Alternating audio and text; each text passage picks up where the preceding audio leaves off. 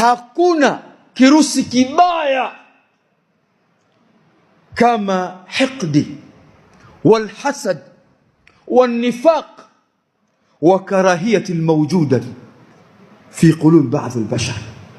kushinda hiqdi, vifundo, husda, unafiki na yale yanayopatikana katika mioyo ya baadhi ya watu, kuchukia neema walizopewa baadhi ya watu. Kwa nini? Kwa sababu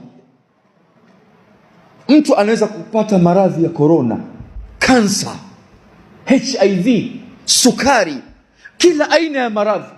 Haya ni ya mpito, miaka 20, 30, mtu anaishi katika mgongo wa ardhi. Anapokufa yanaishia pale kwenye, kama ni kansa ndani ya mwanandani, hakuna kansa tena, ndivyo sivyo? Kuna sukari ndani ya mwanandani katika kaburi? Ipo sukari? Haya ni maisha tu mafupi. Lakini hiqdi, hasad, nifaq anakuwa nayo mtu mpaka siku ya kiyama katika njia ima kwenye pepo na moto. Ni hatari, sio hatari?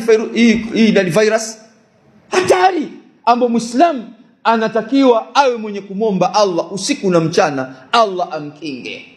Kwani hakuwa Mtume Muhammadin sallallahu alayhi wasallam katika khutbatul haja, kila akitoa khutba Mtume sallallahu alayhi wasallam alikuwa anamwomba Allah amkinge na maradhi ya nafsi vile vile.